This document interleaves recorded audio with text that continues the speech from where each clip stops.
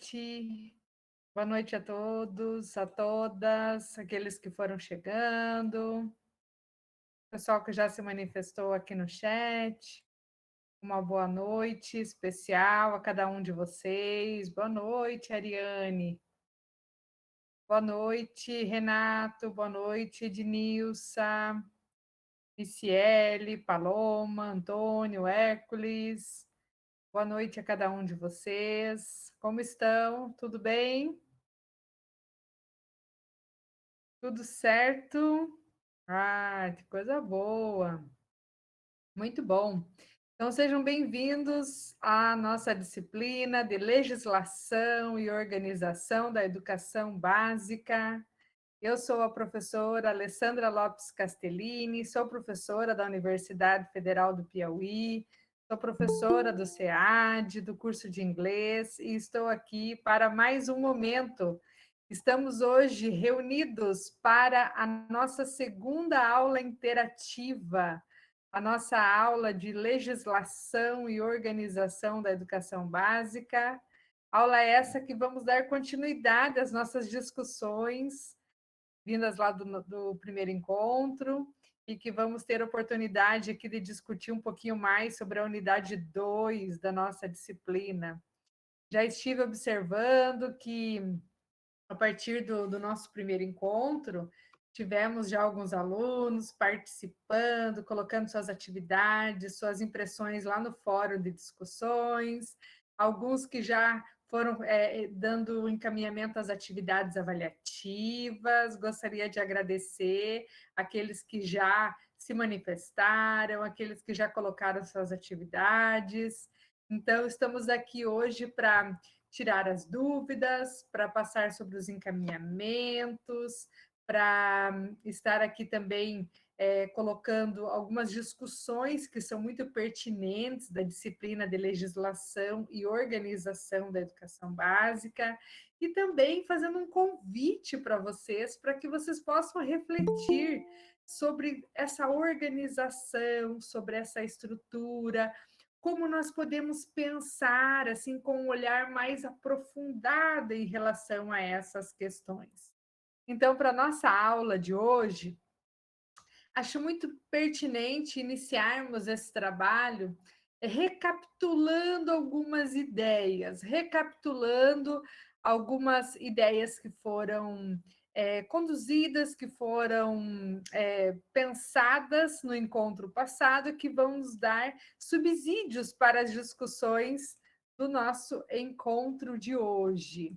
Então, lá na primeira aula, quem já acompanhou a primeira aula, que esteve aqui conosco no nosso encontro, para aqueles também que acompanham a partir do YouTube, puderam perceber que a primeira aula ela foi bem explicativa em relação à organização da disciplina, como essa atividade ela foi pensada, como as atividades foram pensadas, a própria organização da disciplina lá no SIGA, as atividades avaliativas, os fóruns de discussões, em relação também à organização, o cronograma da disciplina, né, os textos que foram elaborados, as atividades. Então, toda essa questão foi colocada em relação à organização da disciplina na primeira aula. No segundo momento, nós discutimos um pouquinho sobre a estrutura e o funcionamento da educação básica.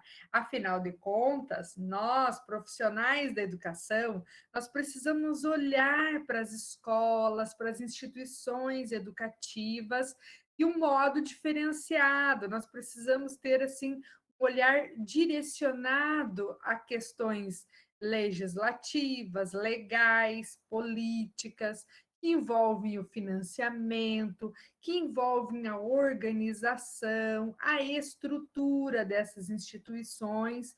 Então, a gente percebe essas instituições a partir da legislação educacional, a partir dos sistemas educacionais do Brasil, e como essa organização ela fundamenta-se em todo o território, e a partir daí a gente consegue perceber lá nas entrelinhas como que se dão esses aspectos relativos à questão da organização. Essa disciplina de LOEB, que eu gosto de chamar de LOEB, de Legislação e Organização da Educação Básica, ela é uma disciplina também que ela nos provoca a pensar muito sobre questões legais, sobre questões da legislação, sobre resoluções normativas que vão dar as orientações que servirão de base para o funcionamento dessas instituições. Então, até já tive alguns alunos, por exemplo, né, que falaram: ah, é muitas leis, é muitas coisas, ah, é um trabalho meio assim, esses pedagogos aí só falam de legislação, de LDB, mas é muito importante a gente discutir sobre essas questões, visto que nós, professores, chegamos até as escolas, fazemos o nosso trabalho pedagógico, o nosso trabalho didático, mas nós precisamos compreender como que se dá a estrutura, a organização, o funcionamento, o financiamento da educação brasileira também, para que a gente possa compreender todo esse arsenal, né, de informações que são repassadas, né, no cotidiano e que nós precisamos estar atentos. Tá? A partir daí, foram feitos encaminhamentos para as próximas aulas, bem como a organização, a explicação das atividades avaliativas, do fórum de discussões e também com os encaminhamentos para esta segunda aula. A partir daí, então, hoje, como é o nosso segundo encontro, nós vamos discutir um pouquinho, então, sobre um segundo aspecto que foi colocado na nossa disciplina, inclusive já está lá no CIGA, vocês são convidados a observar, que vai falar sobre a organização política, administrativa e didática da educação brasileira. Então, é importante a gente pensar que essa organização ela contempla várias dimensões, seja política, administrativa e didática, pedagógica. Então, nós, professores, às vezes nos preocupamos mais com a questão didática, pedagógica, que é a questão que nós vamos trabalhar na escola. Mas nós precisamos compreender também essas outras dimensões para a gente ter uma ideia geral, né, do todo desse sistema.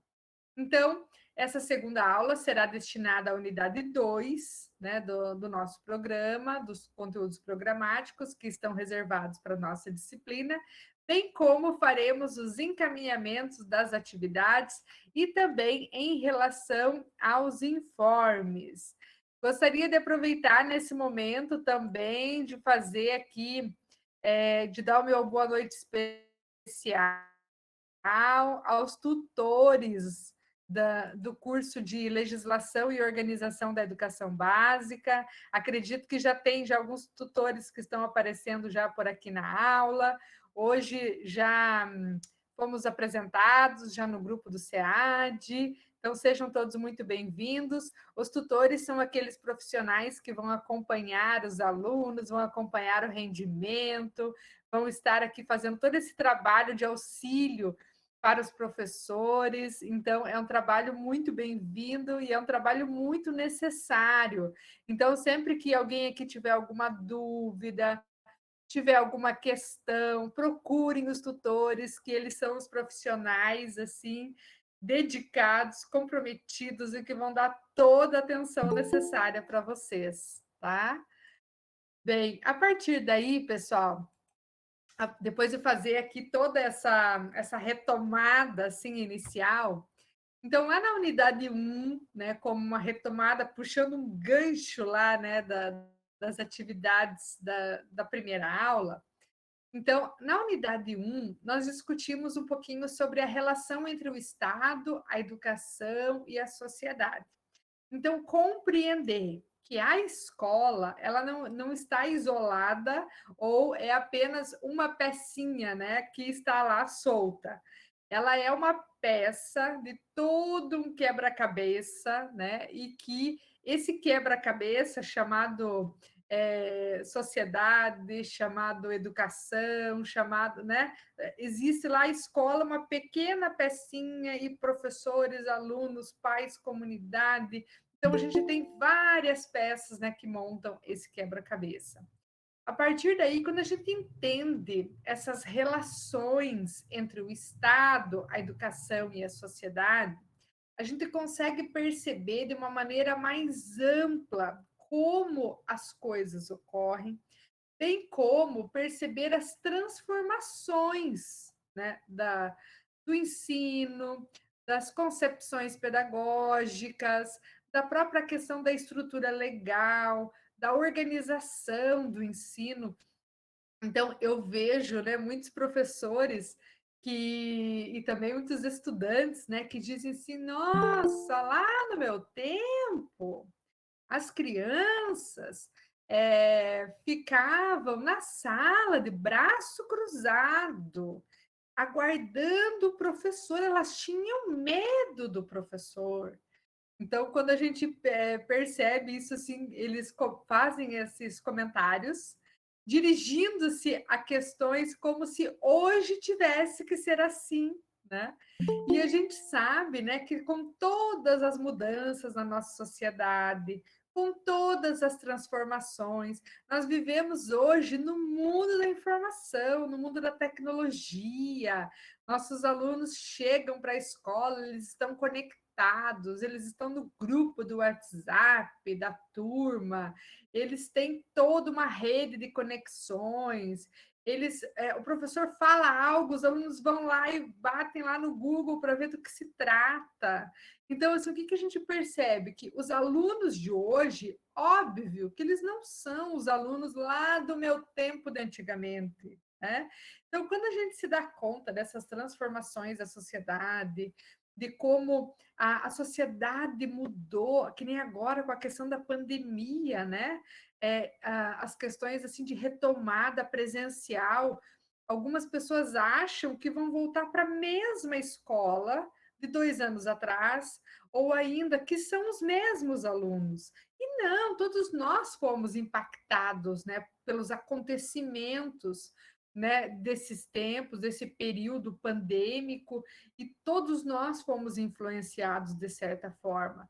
Então, quando a gente observa essa relação da sociedade, do Estado, da educação, a gente já pode perceber, né, por exemplo, que quando falou em pandemia, as escolas fecham, então a gente vê que não existe, não tem uma prioridade, né, em relação à educação, né? A educação ela foi ressignificada a partir de aulas no ensino remoto, a partir de encontros via WhatsApp. Os professores buscaram formas de encontrar esses alunos, de resgatar esses laços, de fazer o acompanhamento, porque a gente percebe, de certa forma, a escola se fechou, né? E os professores tiveram que buscar outras formas, as escolas buscar outras maneiras de atingir esses alunos e de ensinar de outras maneiras.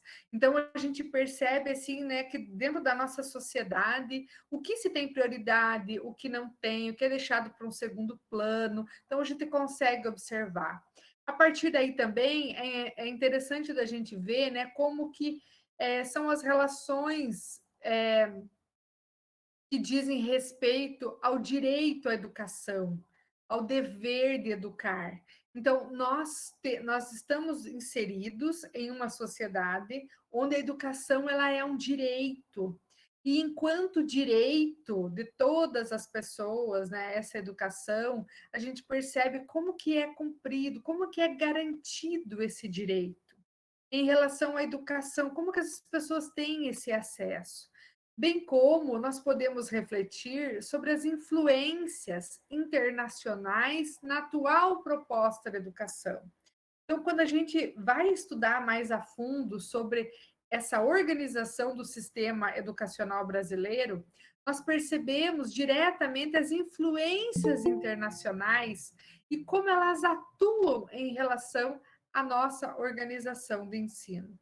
Um outro ponto também que foi discutido na aula anterior é a gente pensar que esses organismos internacionais, como a ONU, a Unesco, o Banco Mundial e outras ações, como elas influenciam na tomada de decisão de ações e políticas públicas educacionais. Então, quando nós compreendemos, né, esse movimento maior, esse movimento mais amplo, a gente consegue compreender que muitas das questões elas ocorrem devido a essa influência e não a políticas criadas no próprio do próprio Estado, ou ainda que isso é culpa de certo governante ou de certa política adotada, ou ainda, foi feito porque o prefeito quis assim. Não, a gente vai ver, né, que existe um movimento e esse movimento ele repercute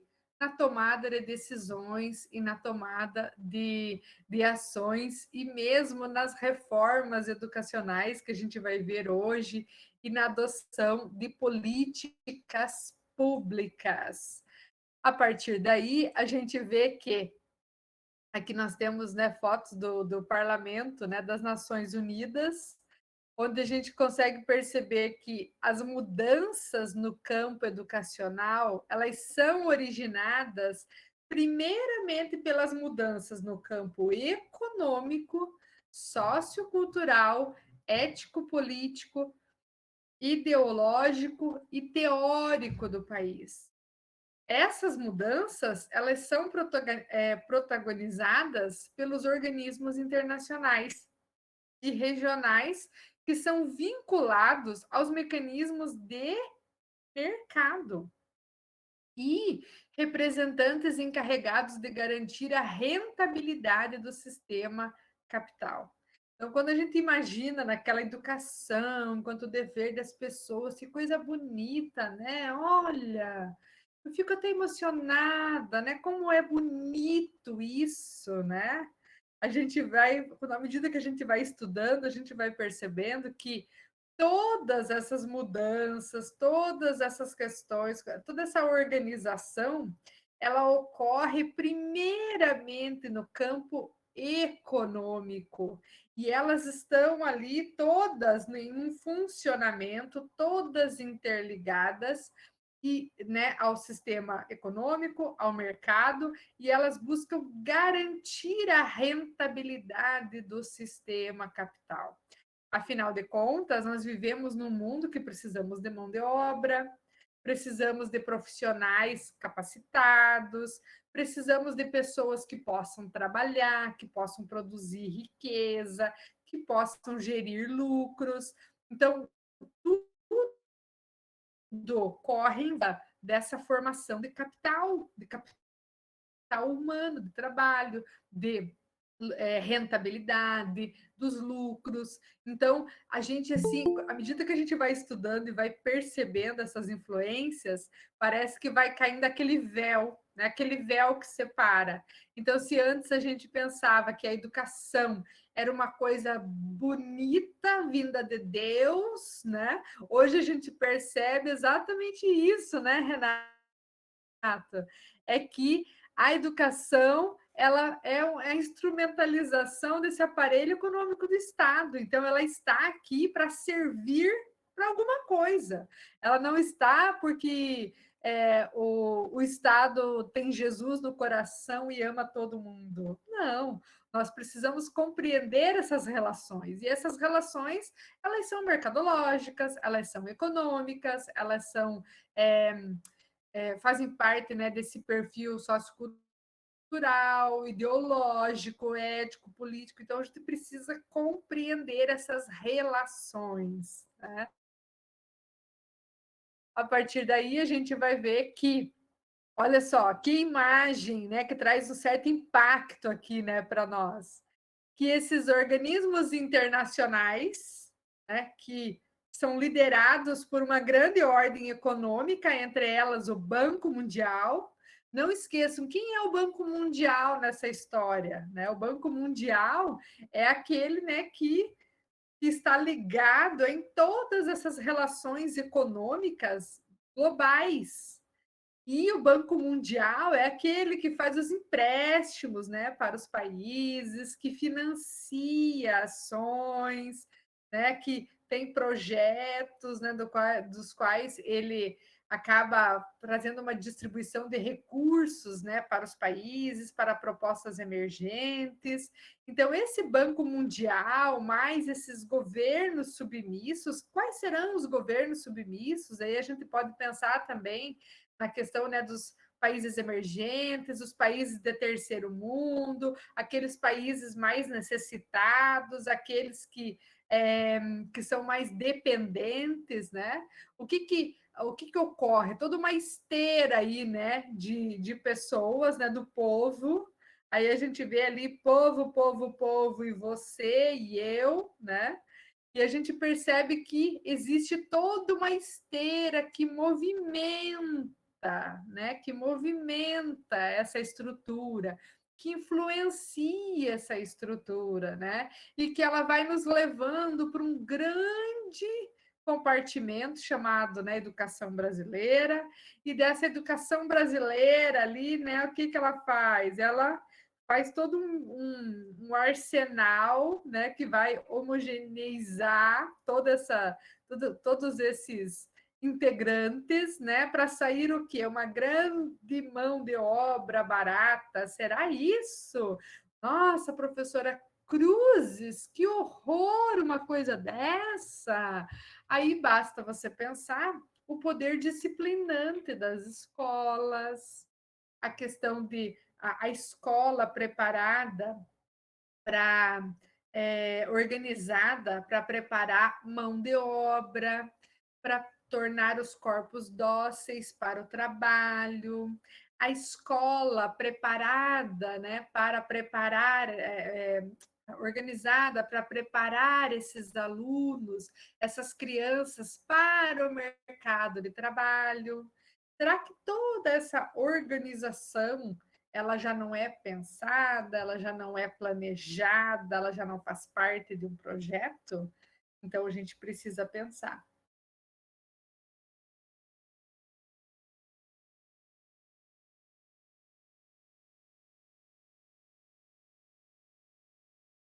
Faz parte, pode fazer parte assim dessa discussão, é a gente pensar assim. Então, o tempo que eu estava fazendo meu doutorado, eu, né, fiquei um tempo na Europa, e aí o que eu pude perceber, né? Que na Europa, por exemplo, as escolas preparam os seus alunos para serem fluentes em várias línguas, né? Por quê? Porque um simples trabalhador do McDonald's, ele precisa falar português, inglês, espanhol, francês, alemão, ele precisa falar isso. E aí o que a gente percebe, né? Que o, os trabalhadores africanos, né, que vêm do continente africano, eles falam 4, 5 línguas. Então, imaginem vocês que uma pessoa que trabalha no aeroporto fala 5 línguas. Uma pessoa que trabalha no McDonald's, que trabalha vendendo lanche, que vende cachorro quente na esquina, ele fala 5 línguas. Aí o que a gente vê? Chega lá o brasileiro que vai tentar a vida na Europa, chega lá para trabalhar, para, né, para suar, para tentar uma vida melhor. Aí vocês imaginem o tamanho da desvantagem do brasileiro quando ele chega na Europa e ele, assim, malmente sabe falar o português. Ou ainda, né, tem alguns poucos, né, conceitos, né, de outras línguas. E aí a gente vê assim que há uma desvantagem muito grande em relação aos brasileiros quando chegam na Europa, porque não dominam outros idiomas, diferentemente do povo europeu, que conhece outros idiomas e que domina outras línguas, bem como o pessoal do continente africano, o pessoal que vem, né, de outros lugares. Então, vocês conseguem entender assim, o tamanho da desigualdade. Nesse meio tempo, eu conheci uma pessoa, por exemplo, que me contou que a filha dela, né, ela mora na África e que o neto dela tem 4 anos de idade e está tendo aulas de chinês, né? Ele tem aulas de mandarim na África, porque as crianças, além do inglês, do espanhol, do português, do francês, da língua local, eles ainda estão estudando mandarim. Por quê? Porque a China vai ganhar o mundo, porque onde você vai, o que tem é chinês. Então, olha só, gente, que coisa. E aí a gente vê, meu Deus, o brasileiro, né, acaba ficando para trás. Por quê? Porque o nosso sistema educacional brasileiro, ele prevê língua portuguesa. Veja, as crianças têm acesso a uma educação, a outra língua, a partir de que idade, né? Então, a gente precisa pensar, né, que como o nosso sistema ele produz uma mão de obra barata. E essa mão de obra barata, eu digo, por quê? Porque a pessoa, ela trabalha, ela estuda, ela faz uma faculdade e ela tem toda uma formação para conseguir um emprego de quanto? Para ganhar R$ 1.500, né? Então a gente precisa refletir, né, que se o mundo precisa dessa mão de obra barata, né, o que ocorre, né, no nosso sistema educacional que não está formando esse pessoal e trazendo toda uma bagagem necessária para um movimento global. Imaginem vocês que esses organismos internacionais eles influenciam como se dá essa organização. E o que a gente percebe é que nós estamos numa grande desvantagem, né? Então, precisamos refletir sobre tais questões.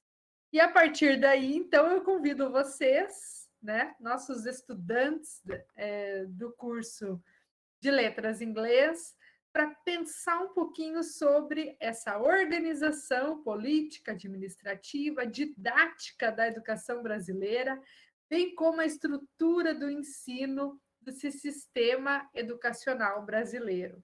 Então, quando a gente vai pensar nessa organização da educação, a gente vai ver ela, primeiramente, como uma organização política, e dentro dessa organização política, a gente vai ver todas essas relações que elas se entrelaçam. Dos sistemas de ensino, com o sistema econômico, com o sistema político, com o sistema religioso. Aí você pensa, religioso? O que a igreja tem a ver com a educação?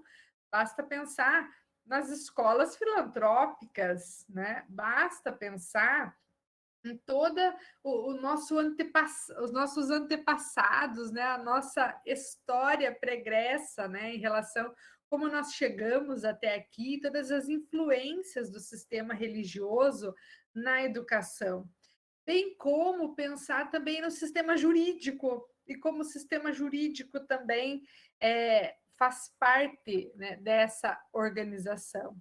Aí a gente vai ver que compreender para compreender a construção da escola pública, a gente precisa pensar a partir das políticas educacionais e das reformas de ensino. Olha só, né?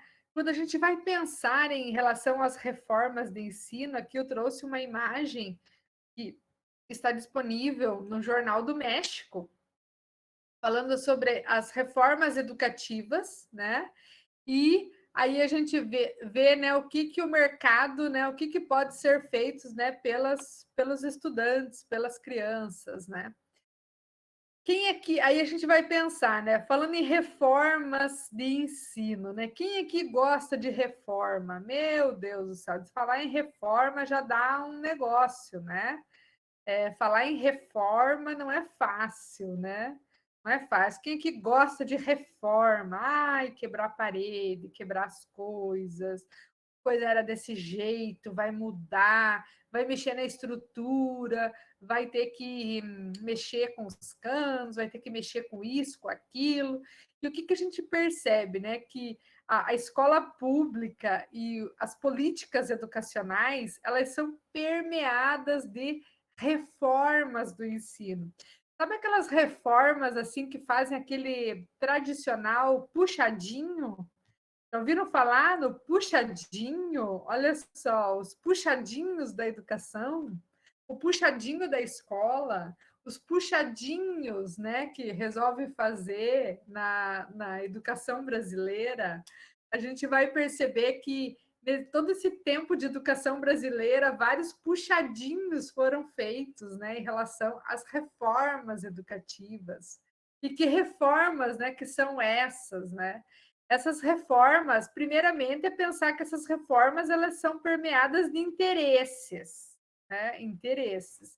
Afinal de contas, a gente tem um sistema educativo que está funcionando de uma maneira, mas à medida em que há uma mudança, uma alteração do sistema político, do sistema educacional, né, do sistema econômico, existem alterações e essas alterações vão desencadear modificações. Então, está lá todo mundo feliz e alegre, de repente mudou, né? Muda o prefeito, muda o governo, o que acontece? Ah, meu Deus, e agora? O que vai ser, né? E aí vem essas alterações, essas reformas educacionais, né? Então, muda tudo. Não, não é mais desse jeito, agora vai mudar, agora vai ser diferente, né? Então, essas reformas educativas, elas são planejadas e pensadas, né? E aí a gente vê toda a questão da estrutura do mercado, afinal de contas, time que está ganhando não mexe, né? Mas a gente vê que essas reformas elas acabam desencadeando no maior investimento ou no corte de recursos, ou ainda em alterações nos modos como são desenvolvidos, ou ainda pensados, né, em maneiras de ampliar o acesso, ampliar condições. Então, a gente vai sempre pensar essas reformas como alterações nesse sistema. E um detalhe, igual na casa da gente, assim, se você pensar de fazer uma reforma, se você tem um dinheiro extra e vai fazer uma reforma, essa reforma vai ser bom, vai ser boa, né? Então, imagina assim, você tem lá, ganhou, ganhou 100 mil reais na Mega Sena. Ai, vou reformar minha casa. Ai, vou dar um tapa na minha casa, vai ficar tudo de bom. Agora, se você não ganhou nada, perdeu o emprego e tem que fazer uma reforma na cozinha que quebrou o cano, tem vazamento e você está sem dinheiro. Como é que é uma reforma sem dinheiro? Ixi, a reforma sem dinheiro nem dá muita coragem, né? A reforma sem dinheiro, ó, você vai lá, faz tudo do mais barato, compra o cano mais barato, tudo no modo econômico, né? Ia pintar, nem vai dar para pintar, fica sem. Ia fazer tal coisa, acho que não vai dar. Fez a reforma até aquela altura, porque acabou o dinheiro, só mês que vem. Então, assim, essas reformas elas vão sempre depender da condição orçamentária. E se for num tempo de vacas gordas, ok. Mas se for num tempo de vacas magras, essas reformas elas podem ser um caos. Assim como as nossas experiências, né, que nós temos em relação às nossas casas e quando a gente pensa em reformas e ampliações e por aí vai, né? Dentro desse contexto, né, de reformas educacionais, nós temos aqui, né, um documento que vai nos ajudar a pensar sobre o planejamento dessas reformas, chamado Plano Nacional de Educação. O famoso PNE, né, ele é um documento, ele é um plano que foi transformado numa lei, é a lei número 13.005, de 24 de junho de 2014, que ele disciplina metas que devem ser alcançadas tanto pelas esferas federal, estadual e municipal de educação. Então, imagine que você quer fazer uma reforma, aquele puxadinho, mas um detalhe: existe uma cartilha, existe um documento, existe um planejamento que já foi verificado, que já foi aprovado, que se chama Plano Nacional de Educação. Esse documento aqui, ele foi organizado, um detalhezinho básico. Ai, que coisa linda, né? Ele foi organizado porque as pessoas quiseram. Não. Ele foi organizado, influenciado por um documento chamado ODS, né? Os Objetivos de Desenvolvimento Sustentável, da Unesco, né? Lá em 2015. Lá nesses objetivos, que inclusive o Brasil é um país signatário, o Brasil assinou esse documento se comprometendo com esses objetivos de desenvolvimento sustentável, e um deles é ampliar a qualidade da educação. Então, desde 2015 para cá, toda a questão de ampliar a qualidade da educação, a oferta, o acesso, a formação de professores, foram influenciadas desse documento, qual o Brasil é signatário. Aí, aqui no Brasil, eles não iriam chamar de ODS, né? Eles chamaram de Plano Nacional de Educação. Então, esse documento, ele tem metas. Aí tem a meta 1, meta 2, meta 3, meta 4, meta isso, meta aquilo, que precisam ser contempladas. Esse plano nacional, que está em vigência, foi aprovado em 2014, ele é válido por 10 anos. Então, ele é até 2024.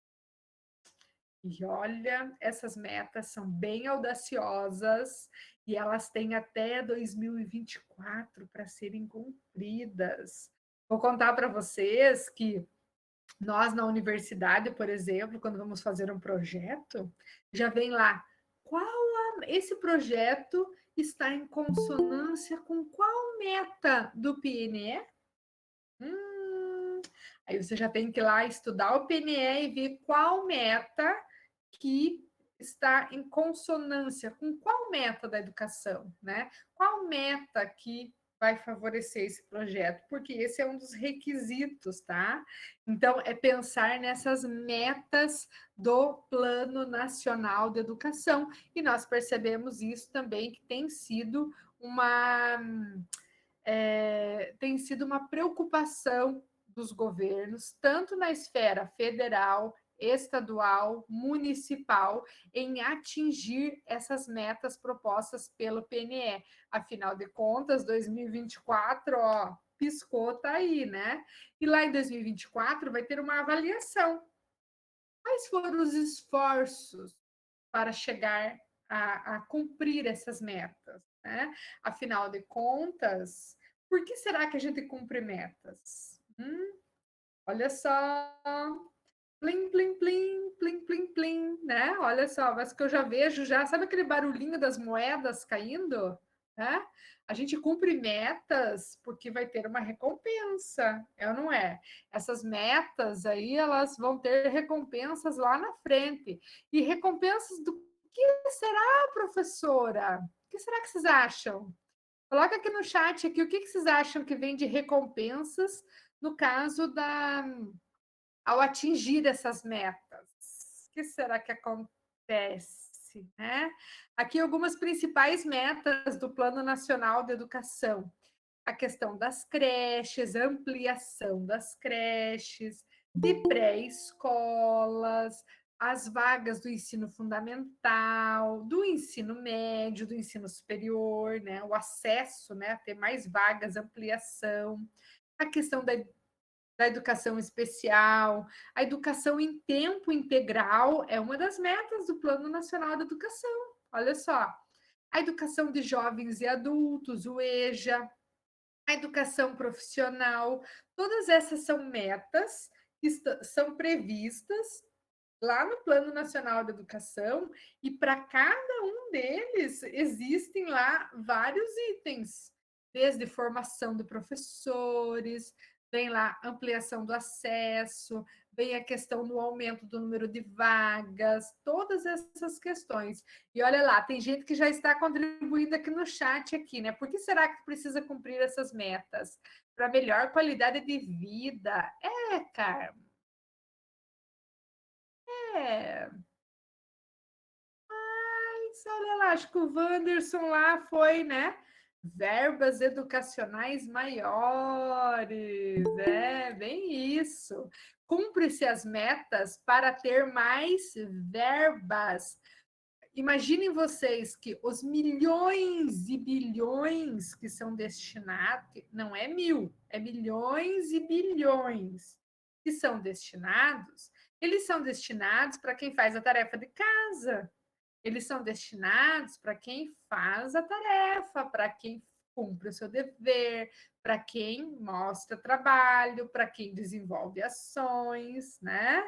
E aí a gente pensa que esses investimentos, sabe lá o Banco Mundial? O Banco Mundial ele financia muita coisa, mas ele quer uma contrapartida, né? Qual é a contrapartida, né? Bem isso, né? Então, esses investimentos, né? Esses investimentos, eles são repassados. Imaginem, trilhões injetados na educação. O que foi feito? O que foi feito? Né? Então, é uma forma de controle, é uma forma de organização. Então, se a gente quer pessoas, profissionais cada vez mais capacitados para o mercado de trabalho, como que o sistema educativo vai preparar esse pessoal? Então, existem os investimentos, mas eles querem uma resposta. Essas respostas elas precisam, né, voltar, vão se traduzir numa melhor qualidade de vida. Muito bem, Carmo. Só que a gente percebe, né, que aí existem muitos interesses, né, por trás dessas questões, né, muitos interesses. Basta imaginar, por que será que não avança, né? Por que, que demora tanto? Por que, que é um processo tão moroso? Por que, que é tanta dificuldade, né? Então a gente vai ver, né, que esse processo ele é dessa maneira porque ele é todo envolvido em várias questões, né? Ele é todo articulado, ele tem todo um contexto, né?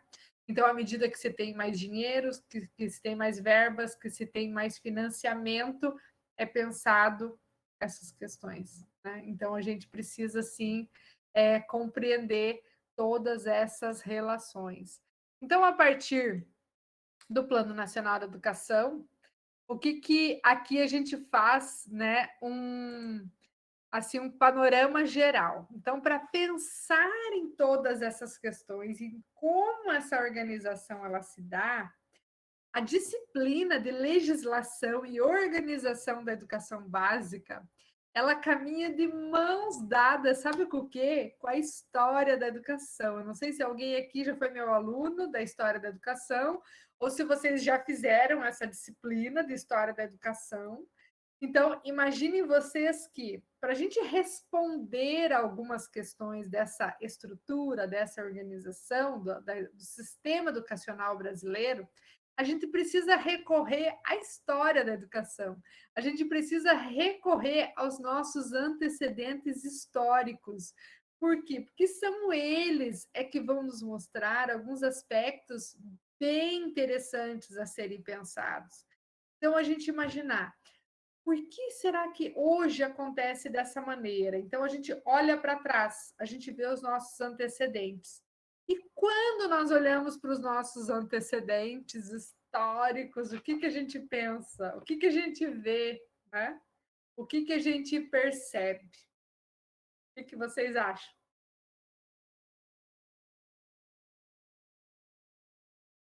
Eu vou tomando água aqui, senão eu vou ficando sem voz. Quando a gente olha lá para os nossos antecedentes, como que começou o sistema educacional brasileiro? Já tem uma imagem aqui para ajudar vocês, né? É só a gente pensar, né, que primeiramente, o nosso sistema educacional ele é um bebê, né? É um bebê que engatinha, né? Porque é só você imaginar, né? O Brasil, né? O Brasil de 1500 para cá.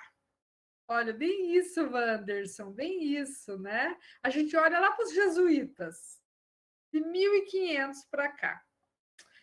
Pensa vocês assim, ó, de 1500 para cá, né? 2000 e quantos anos? Vamos lá.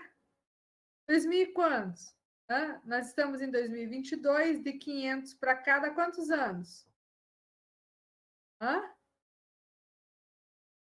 500 e... Quem vai colocar? Muito bem, 522. Nesses 522 anos. Isso, Júlia, muito bem. Olha só, vamos imaginar assim, só para vocês terem uma ideia. Pensem vocês que a Universidade de Coimbra, lá de Portugal, é uma universidade que ela foi inaugurada em 1100. A universidade tem quase 1000 anos. Imaginem vocês que eu morava em uma cidade em Portugal, tinha lá um castelo de 1422. Já tinha todo um castelo com toda uma organização. Imaginem vocês que na Itália existe a Universidade de Bolonha, que é uma universidade que tem quase 1000 anos. Uma universidade. Vocês conseguem compreender quanto tempo existe nisso? E o Brasil tem 522 anos. Quando a gente olha para a nossa universidade, né? A nossa Universidade Federal do Piauí, ela tem todo o impacto no estado do Piauí. Quanto tempo? 50 anos. 50 anos.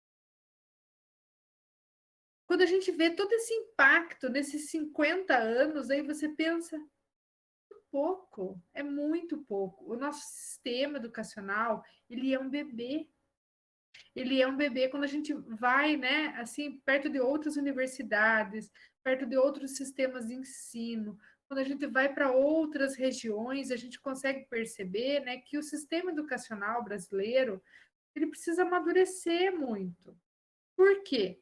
Porque basta a gente lembrar, né, que a nossa herança, ela vem dos jesuítas, como o Wanderson comentou aqui.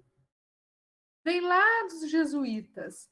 E esses jesuítas, né, que nos fazem pensar que quais são as fases da educação brasileira. Olha só. Aí eu olho lá para a história da educação. Que fases são essas? O período colonial, o período que a família real chegou ao Brasil, se instalou, o Império, a Primeira República, a Era Vargas, a República Populista, o regime militar. E o retorno da democracia foi somente de 1985 para cá. Então, quando a gente percebe, olha só quantos anos foram de regime militar no Brasil, a ditadura aqui no Brasil. Aí a gente vê, né, a questão do retorno da democracia de 1985 para cá. Pessoal, tudo isso é muito recente, é muito recente. Quantos aqui de nós, né, que talvez nascemos no regime militar, né, outros já nasceram aqui a partir desse retorno da democracia, só que a gente percebe assim, que tudo isso assim, é muito recente quando a gente pensa em direitos trabalhistas, quando a gente pensa em sistema educacional, quando a gente pensa em organização do ensino, quando a gente fala em educação básica, quando a gente pensa no ensino médio, quando a gente pensa no ensino superior, quando a gente fala na pós-graduação, no mestrado, no doutorado. É tudo muito recente, tudo isso, quando a gente olha para essas fases da educação. E não podemos esquecer quais são os nossos antecedentes. é o período colonial. E esse período colonial, olha quanto tempo compreendeu esse período colonial, de 1549 até 1808. Então, quando a gente vai assim fazendo uma retomada desses momentos, a gente vai pensando que assim, a gente vai percebendo que essa fundamentação legal, política, no contexto da reforma do Estado, na criação dos planos educacionais, elas são assim muito lentas, e tudo isso deve-se a essa é, pouca maturidade desse sistema de ensino. Aí a gente tem aqui, né, um cartaz, né, que diz assim: a crise na educação não é a crise da educação no Brasil, ela não é uma crise, ela é um projeto. Por que um projeto? E quando a gente percebe, né, que os nossos conhecimentos, as nossas práticas de educação, eles nascem em um Brasil colonial que vem de uma ordem o quê? Religiosa. E essa ordem religiosa, né, pautada lá na Companhia de Jesus, né, ela chegou até o Brasil lá em 1534, com Inácio Loyola, fez parte do movimento da Igreja Católica contra a Reforma Protestante. E qual que era a ideia, né, de trazer a educação para as novas gerações? Mas essa educação, ela era ligada ao quê? A uma ação missionária, né? Então, quando a gente vê que esse movimento, né, do Brasil, enquanto uma educação de ação missionária, ele durou muito tempo. E aí a gente vê que a Companhia de Jesus, né, eles tinham um sistema de ensino. Olha só, que é importante vocês perceberem. Eles tinham um sistema de ensino organizado, que era o Ratio Studiorum,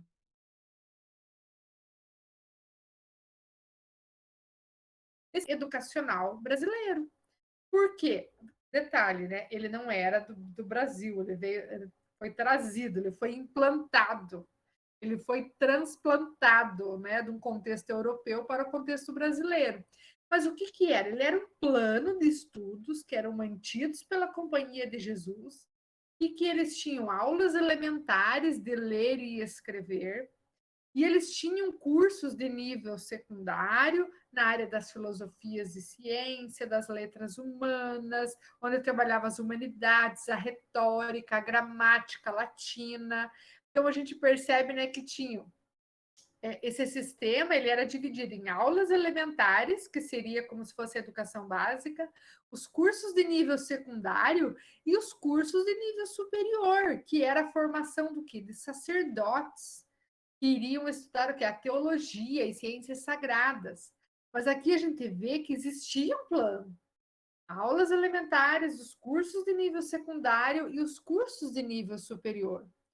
A partir daí, a gente vê, né, que os jesuítas, dentro desse sistema confessional, desse período colonial, eles tinham 17 estabelecimentos de ensino, que eram colégios e seminários, e tinha toda uma organização em relação às letras e humanas, que eram de 5 a 6 anos de estudo, filosofias e ciências de 3 anos, o ensino confessional, né, literário, clássico, formalista, e que essa organização do período colonial, ele foi rompido a partir de uma reforma que aconteceu, e aí vem, né, para quem eu brinco muito, né, nas minhas aulas em relação à reforma, né, o Marquês de Pombal chegou com tudo, né, com uma reforma, que o que, que foi a reforma pombalina, né?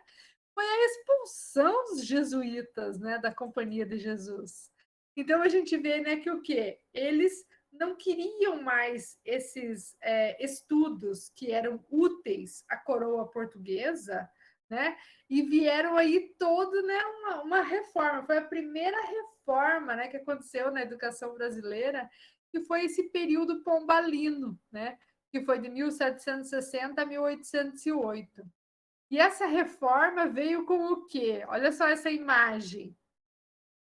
Aqui é uma gravura, né, de uma sátira, né, dos jesuítas que foram o quê? Expulsos da colônia, né? Então essa Companhia de Jesus ela foi expulsa, né, de Portugal e do Brasil quando o Marquês de Pombal ele era ministro do Estado em Portugal, ele empreendeu uma série de reformas no sentido de adaptar o país às suas colônias a essas transformações econômicas, políticas e culturais que ocorriam na Europa e que elas chegaram até aqui. E o Giraldelli Júnior nos ajuda a pensar, né, em como que essa primeira reforma, né, aconteceu com a expulsão dos jesuítas, foi conhecida como Reforma Pombalina, e o que, que ela trouxe? Né? Ela veio com um confronto com os jesuítas, né, que tinham todo um controle em relação à administração dessa colônia, né? E aí o que, que a gente percebe? Né? Que eles mudaram, eles viram que a escola ela não podia mais servir a coroa, né? E, ela precisava, desculpe, a escola precisava servir aos imperativos da coroa e não mais os interesses da fé. Né? Que a escola não podia mais ser para a questão religiosa, para a questão da igreja, ela tinha que servir aos imperativos da coroa. Então aí a gente vê, né, que foi toda assim, uma ruptura em relação àquele ensino, aquela organização, aquela estrutura. E aí a gente vê que começou a surgir as aulas régias, que elas eram aulas mais autônomas. Essas aulas eram divididas em unidades de ensino, elas não pertenciam a qualquer escola, né? Elas eram atribuídas a quem? Para os títulos de nobreza. E a gente percebe, né, também que foram acontecendo mudanças, né, em relação a esse tipo de ensino.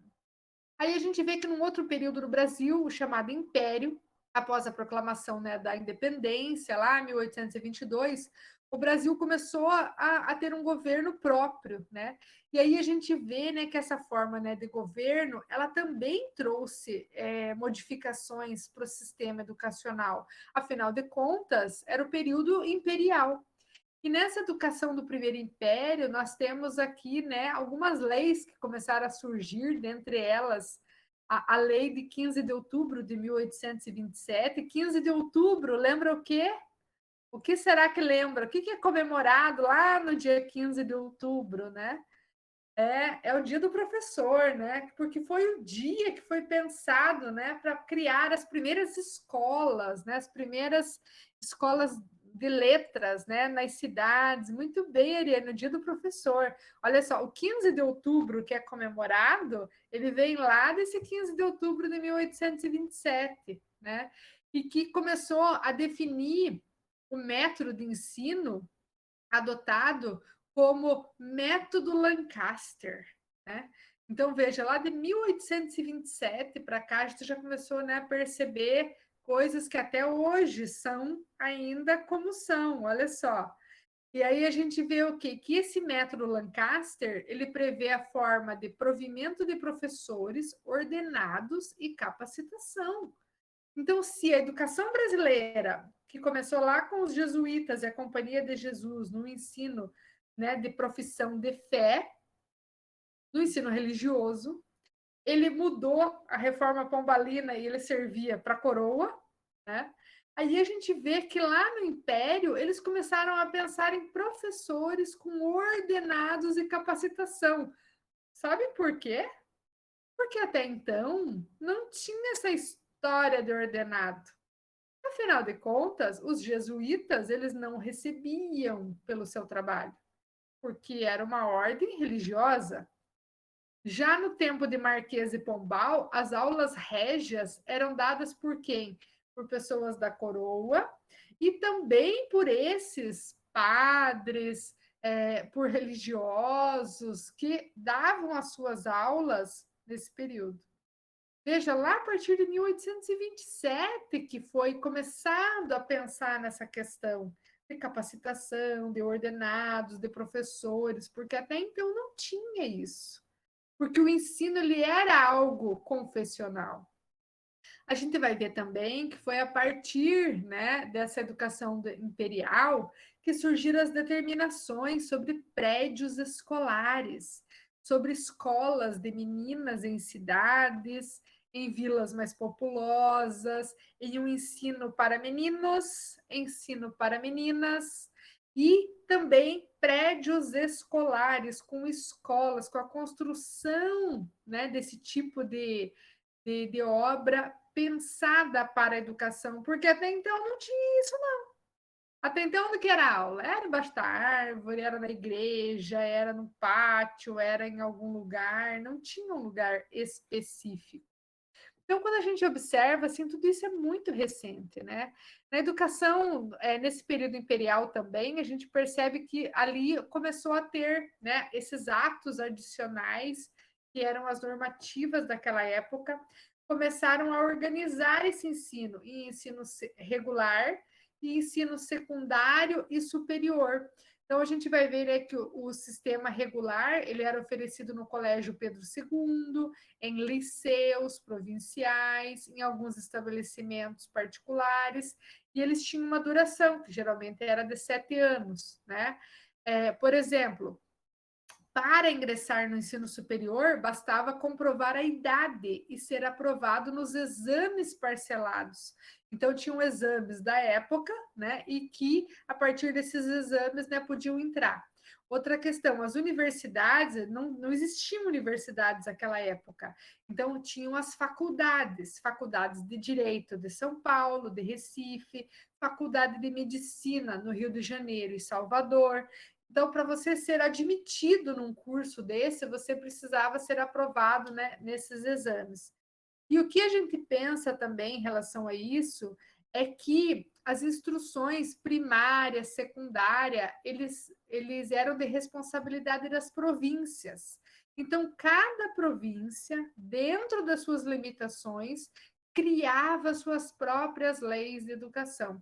Então, imaginem vocês, lá naquela época, 1834, cada província tinha que arcar com esses sistemas de ensino, tinha que organizar as suas leis, tinha que pensar em tudo isso em um tempo em que a educação ela não era prioridade e ela era destinada a um público especial, que aí vocês já podem até imaginar, né? Que esse público tinha nome, sobrenome e uma boa notoriedade na sociedade, certamente, né?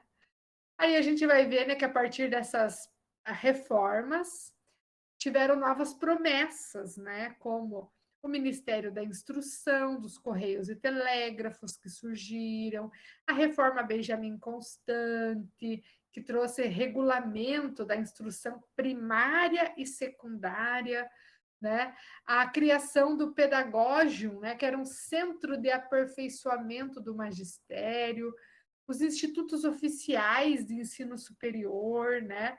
Então a gente percebe assim que todas essas reformas elas foram acontecendo gradativamente. E a gente vê que no período da República Velha, nesse período de 1889 a 1930, foi o que mais teve reformas educacionais. Então, a gente viu que, a partir da Constituição Republicana, né, aí houve uma separação da igreja do Estado, então foi a instituição do governo federativo, né, do país, e com isso houve uma descentralização do ensino. Então, aquela educação primária dos estados, ela começou a caber para o governo federal. Então, ela saiu, né, das mãos do Estado e foi para o governo federal. Aí também começou a pensar a questão de uma educação laica. Quando? Lá em 1891. Então, o que? Essa separação da igreja, né, e do Estado. Então, hoje, quando nós falamos da educação laica, é isso, vem lá de 1891, a separação da igreja, porque a igreja já tomou conta da educação durante muito tempo, né? E a gente viu que isso não foi benéfico. Então, hoje, nós lutamos pela laicização da educação. Ainda a questão, né, do antes o voto ele era baseado na renda, né? Então quanto mais posses a pessoa tinha, ela votava. E a partir daí, esse voto ele foi instituído ao cidadão alfabetizado. Naquela época era só do sexo masculino, tá? O feminino não votava. Mas foi colocado que não era pelo seu poder aquisitivo, mas para o cidadão alfabetizado, para que pudesse também ampliar o número de eleitores e as escolas também, né, começaram a pensar, né, em dar formação para essas pessoas também, para aumentar o número de eleitores, né? Então a gente sabe que isso também envolveu esse sistema. E lá nessa educação da República Velha, a gente vê também, né, toda uma articulação em relação às ideias modernas, surgiu a questão da escola nova, então aí uma divisão dos conservadores, dos liberais, e a gente vê que ao estudar a história da educação brasileira, a gente vê que teve várias reformas, né? Esse sistema de educação que antes era o ensino primário e o ensino secundário, eles tiveram mudanças, alterações. Ficou conhecida como Reforma Francisco Campos, a questão lá do tempo de Getúlio Vargas, a própria questão, né, do tempo de duração. Então, eles, à medida que ia acontecendo, eles iam fazendo avaliações, iam articulando essa educação básica, esse ensino primário com o ensino superior. A gente vê que na época de 1932, com o Manifesto dos Pioneiros da Educação, né, essa educação ela passou a ser vista como essencial para principalmente para a reconstrução da democracia do Brasil como uma forma de integração. E aí começou a pensar em educação pública, obrigatória, laica, sem segregação de cor, de sexo, de tipo de estudos, que fosse vinculada à comunidade, porque antes não era assim, né? A educação brasileira ela era pensada a um determinado público, né? E com essa redemocratização ela trouxe a educação como um direito de todos, a escola primária obrigatória, assistência aos estudantes, a gratuidade, né, do ensino. Então, imaginem aqui vocês, olha só, quanto tempo demorou, né, para chegar até essa redemocratização, né, do ensino. Aí a gente vê, né, que veio o período de ditadura militar e com ele foram reformulados, né, a questão da educação. E aí o que a gente vê? Que todo aquele salto, né, que tinha dado, né, naquele período da, da escola nova, dos pioneiros da educação, nesse período de redemocratização, ele foi, no período da ditadura militar, foi um período de grande retrocesso. Né? Então, a gente percebe assim, que houve rupturas, o ensino ele se tornou profissionalizante, até mesmo porque o segundo grau ele era voltado para o mercado de trabalho, para a mão de obra, né? Muitas escolas foram invadidas pela polícia, muitos professores e estudantes foram presos e exilados, as escolas elas passaram a ser organizadas, né, observadas pelos agentes de órgãos de informação do governo, a organização dos sindicatos, dos diretórios de estudantes foram todos proibidas. Aí a gente vê assim, né, que foi um período assim de grandes reformas na educação, mas principalmente, né, de interrupção de um projeto, né, de educação que estava em grande ascensão. Então, o que a gente percebe, né, que naquele período veio toda a questão do autoritarismo, dos militares no poder, a restrição das liberdades democráticas, a censura, perseguição, tortura, o exílio, morte contra os opositores e toda a adoção de um modelo econômico desenvolvimentista, ou seja, mais uma vez, né, às custas do mercado de trabalho, uma educação voltada ao progresso, né, mesmo que custasse, né, a vida de muitas pessoas. E a gente vê, né, que a educação do populismo ao governo militar, ou seja, aquela educação laica do povo, da comunidade, que estava em crescente ascensão, virou uma educação, né, assim que foi amordaçada, né? a educação. E aqui eu trouxe uma imagem, né, da educação durante o regime militar, da educação do populismo ao golpe militar, para pensar um pouquinho assim que todo um movimento político, ideológico, o que ele fez com o sistema educacional e as suas repercussões, e pensando também da questão da influência nessa época. A gente percebe também, né, que um dos alvos assim desse período da reforma militar foi principalmente as reformas de ensino no primeiro e no segundo grau. Então, o segundo grau é hoje o ensino médio, né? Por quê? Porque eles tentavam conciliar os interesses internos e externos, a questão de profissionalizar o ensino médio, de barrar a demanda da universidade, afinal de contas, eles diziam que a universidade não era para todos, a universidade era para os militares, né? Então, a questão da base, né, do ensino fundamental e mão de obra para mercado de trabalho, então, como interesse do capital externo. Então, eu não sei se alguém aqui é dessa época, que fez o antigo segundo grau, onde tinha um ensino grau profissionalizante. Eu mesma, eu fiz esse ensino médio, esse segundo grau, e era um ensino médio voltado para tornar-se um profissional para ir logo para o mercado de trabalho, né? E que ele não dava muita oportunidade, né, para você ir para a universidade. Aí a gente vê que ao final, né, desse tempo, né, de ditadura, também aconteceram outras reformas, outros movimentos, né? E todas essas influências desse período de redemocratização vieram com a questão da Constituição Federal de 88 e com a LDB de 96, que nós vamos perceber a partir daí. Então, a gente vê que a Constituição, lá de 88, ela foi criada, né, a partir dessa ruptura do regimento militar, que veio lá de 85 para cá.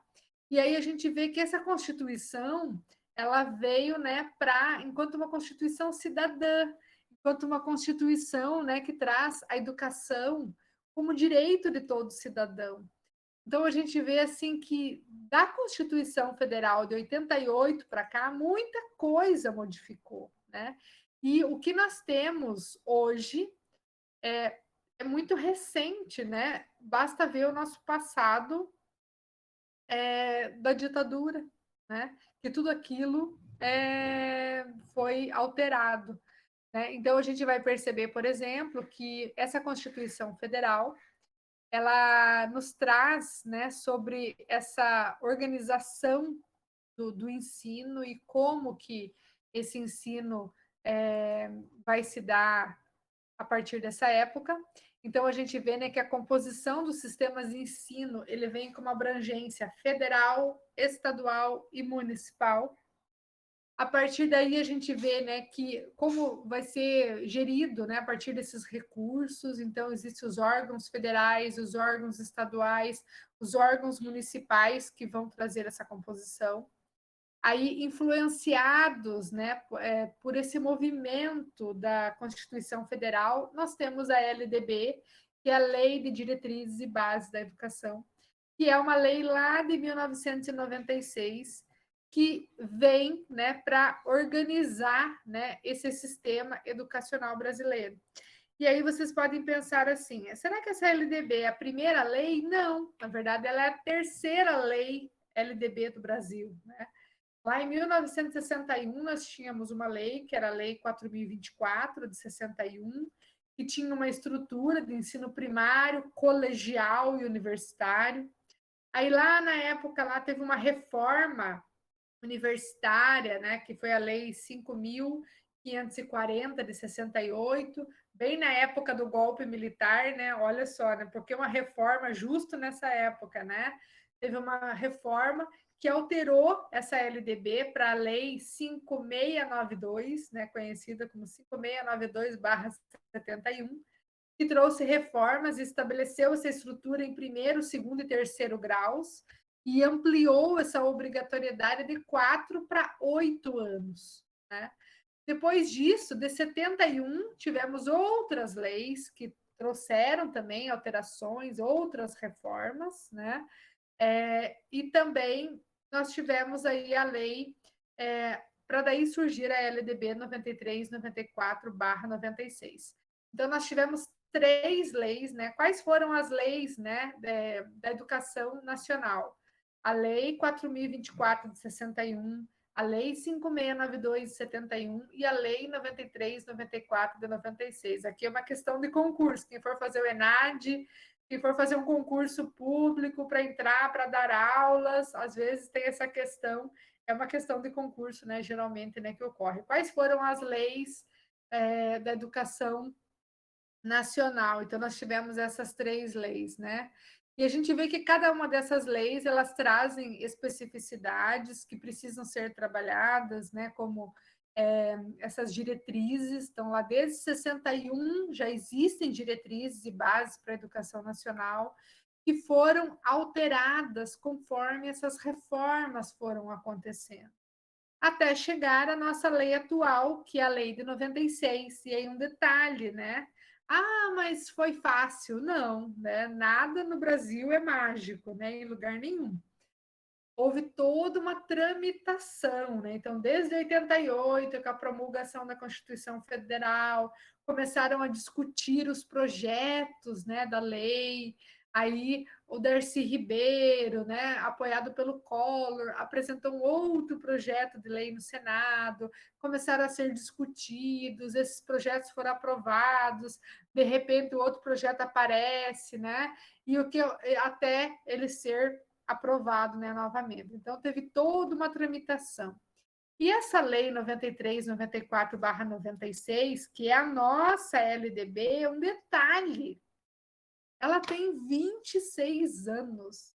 26 anos a nossa LDB. Então, ela já teve várias alterações, né? Mas ela é a nossa lei atual e que está em vigência, e ela é compreendida, né? Ela traz a educação como um processo de formação humana, a educação como dever da família, do Estado, que tem como finalidade o pleno desenvolvimento do educando e o seu preparo para o exercício da cidadania e qualificação para o trabalho. Detalhe: a educação não é só para o desenvolvimento do educando, é para a cidadania e para a qualificação do trabalho. Então, nós temos isso já explícito na nossa lei. Na nossa lei, na LDB, nós também temos lá de como se dá a estrutura do sistema de ensino. Ele é federal, estadual e municipal, bem como as incumbências de cada ente federado do sistema nacional. O que cabe à União, o que cabe aos estados, o que cabe aos municípios, de forma muito bem organizada, como vocês puderam perceber nos textos que foram sugeridos da disciplina e que vocês vão poder também ter acesso a esses materiais. Vocês vão ver também que a organização da educação brasileira, ela compreende níveis, etapas e modalidades. Vamos pensar aqui. Quais são os níveis? 2 níveis: a educação básica e o ensino superior. Quais etapas? Dentro da educação básica, existem 3 etapas: a educação infantil, o ensino fundamental e o ensino médio. No ensino superior, existem 2 etapas: a graduação e a pós-graduação. Ainda existem as modalidades de educação. A quem se destinam? Educação especial, educação de jovens e adultos, educação profissional e técnica, educação à distância. Então, o que essas modalidades? Elas vão organizar o sistema de ensino para um público em específico, como é o caso aqui da educação à distância, que é um tipo de educação pensada para um público especial. Por isso que eu hoje aqui estou em Picos e estou dando aula aqui, tenho essa oportunidade de estar com pessoas de várias cidades, de Água Branca, no Piauí, de São Raimundo Nonato, de Palmeirais, Fronteiras, União, Oeiras, Avelino Lopes, graças a educação à distância e a essa modalidade de ensino que é pensada para chegar até esses alunos. E se fosse uma aula presencial, certamente teriam mais dificuldades, né, para estarmos juntos e para chegar essa educação a um número maior de pessoas, até mesmo porque esse é um dos nossos interesses, né? Que a educação chegue a um número máximo de pessoas e que possam contemplar um número maior possível. Dessas modalidades de ensino, de educação, a gente vai ver que cada uma delas tem um público, né? Então, a educação de jovens e adultos, voltada para o ensino fundamental e médio, a educação profissional, o ensino profissionalizante, né, que é voltado para o ensino médio, superior, tecnológico, a educação especial, que é um dever do Estado, né, firmado lá com a Declaração de Salamanca, em 1994, que traz a questão da inclusão enquanto um processo polêmico. Por que polêmico?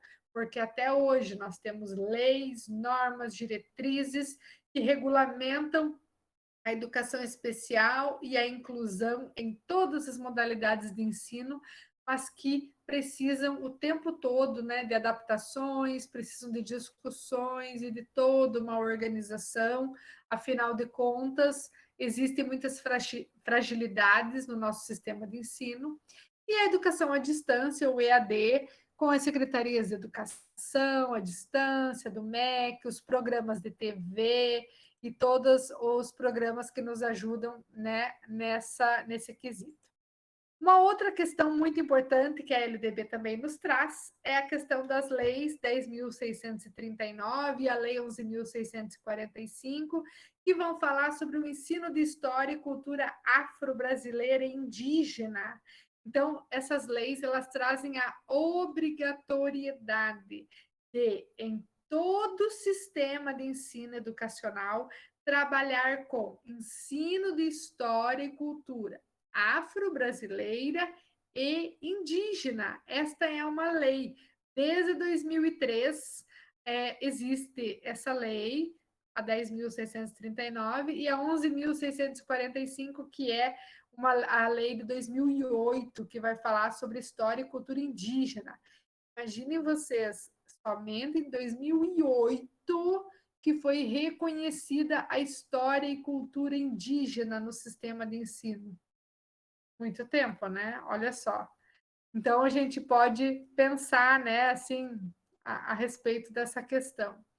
Aí nós temos também a questão do Estatuto da Igualdade Racial, que é a Lei 12.288, que é uma lei de 2010, que traz orientações, né, de como promover a igualdade racial, né, e o dever do Estado e da sociedade de garantir a igualdade de oportunidades, reconhecer todo cidadão brasileiro, independente da sua etnia, da sua cor da pele, o direito de participação nas atividades políticas, econômicas, empresariais, educacionais, culturais, esportivas, defendendo a sua dignidade e os seus valores. Então, quando a gente pensa nesse Estatuto da Igualdade Racial, ele trouxe várias influências para o sistema educativo. Por quê? Porque o sistema educativo precisou se adaptar ao Estatuto da Igualdade Racial, bem como teve que se adaptar à Lei 10.639, que fala do ensino de história e cultura afro-brasileira, indígena. Então, a escola precisou se adaptar. Aí a gente percebe, a partir daí, que a educação brasileira ela foi influenciada por um movimento de educação sob perspectivas dos direitos humanos, diversidade e inclusão. Desde quando? Desde os anos 90. Quem que disse isso, professora? Desde a Convenção da Educação para Todos da Unesco, em 1990. Então, quando a gente vai estudar a questão das políticas públicas educacionais, a gente percebe isso, que desde os anos 90, influenciados pela Unesco, houve essa convenção da educação para todos, e essa educação para todos é uma educação baseada em perspectiva dos direitos humanos, da diversidade, da inclusão, e que os sistemas de ensino precisaram se adaptar, ou seja, precisaram se reestruturar. E aí tantas reformas que apareceram. Né? E aí, já estamos encaminhando aqui para a finalização, né, desse conteúdo, e já vou passar para os direcionamentos, porque a nossa aula já está gigante. Eu acho que a gente precisa pensar aqui o que o Saviani nos traz para pensar sobre uma questão interessante. Né? E para se compreender o real significado da legislação, não basta ter-se a letra da lei, é preciso captar o seu espírito. Não é suficiente analisar o texto, é preciso analisar o contexto. Não basta ler nas linhas, é preciso ler nas entrelinhas. E olha só que preciosidade que o Demerval Saviani nos traz, e que eu escolhi essa noite para finalizar esse capítulo 2 com vocês, é um convite para vocês pensarem nas entrelinhas de todas essas reformas educacionais, na imaturidade do sistema de ensino brasileiro, em todas essas mudanças, nas alterações, né, que são provocadas pelo contexto. Então, imaginar que toda essa lei, né, ela traz informações nas entrelinhas, e como é importante a gente lembrar dessas entrelinhas quando for fazer a análise das leis. A partir daí, a gente vê também, né, que como a gente vai poder pensar, então, para as próximas aulas e como encaminhamentos, né, de fechamento dessa unidade, né? Então, a unidade 2, ela vai tratar, aqui é uma imagem que vocês vão ver lá no SIGA, né, sobre a organização da disciplina, na unidade 2, que fala sobre a organização política, administrativa e didática da educação brasileira.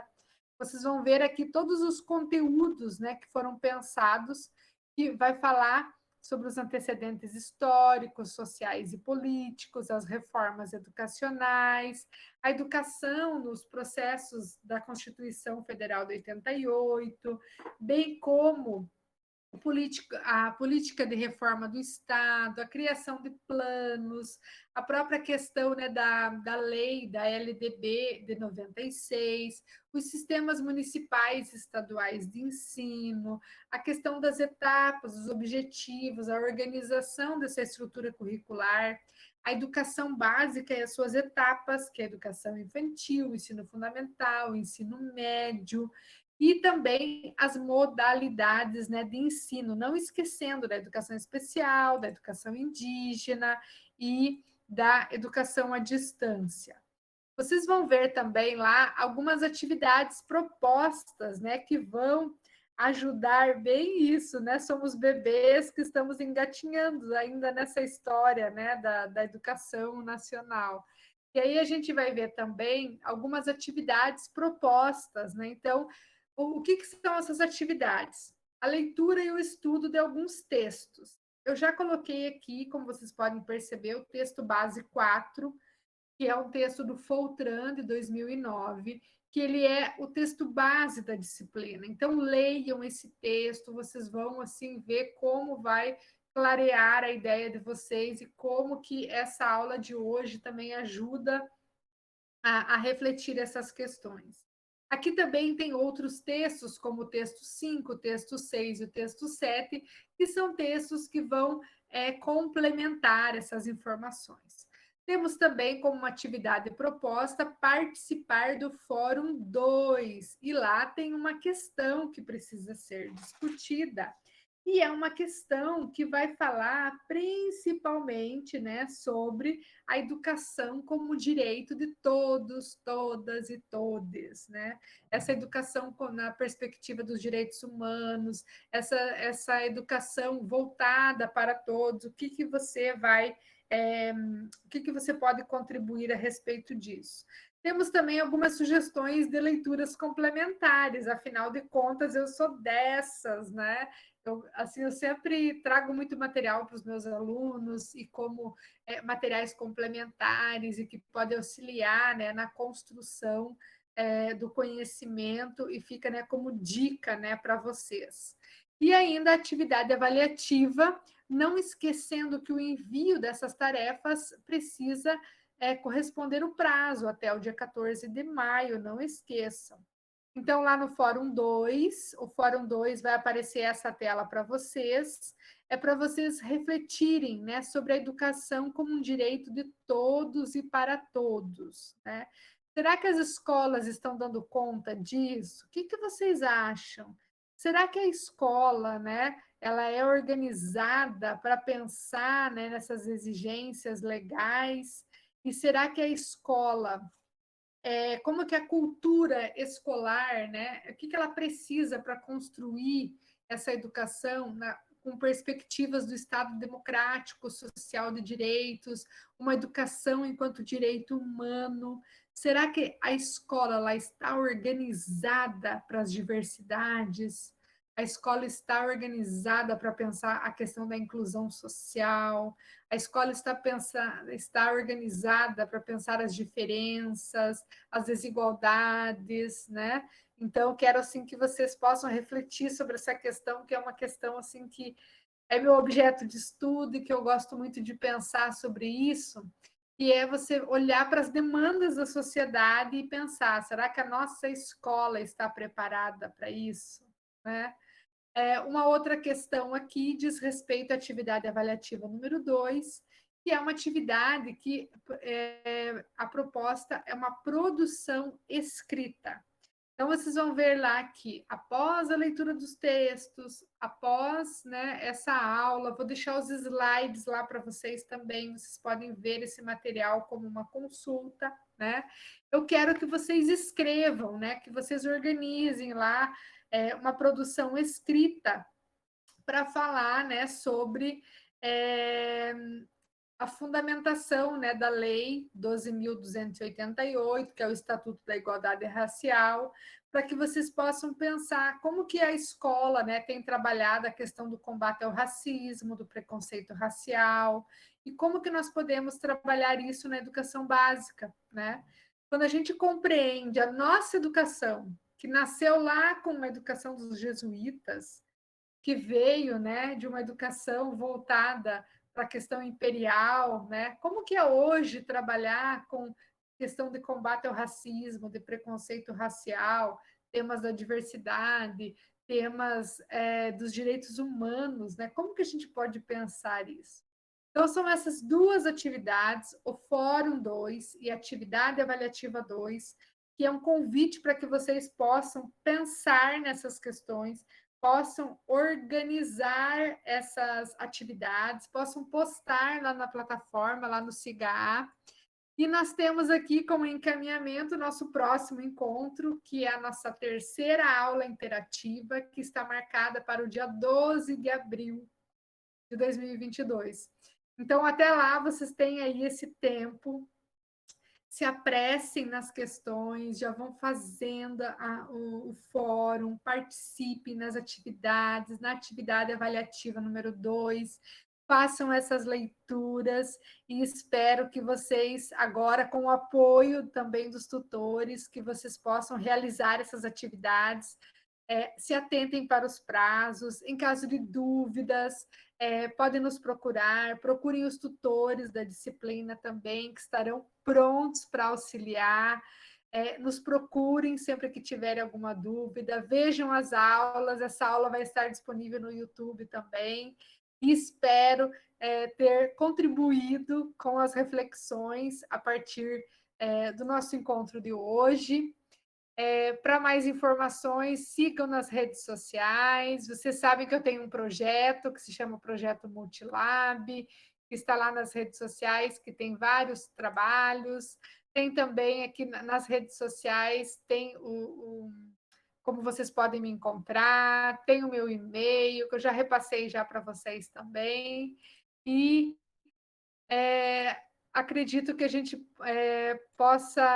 que a gente possa fazer um bom trabalho, um bom estudo e que a gente possa discutir sobre essas questões e fazer esse trabalho da disciplina.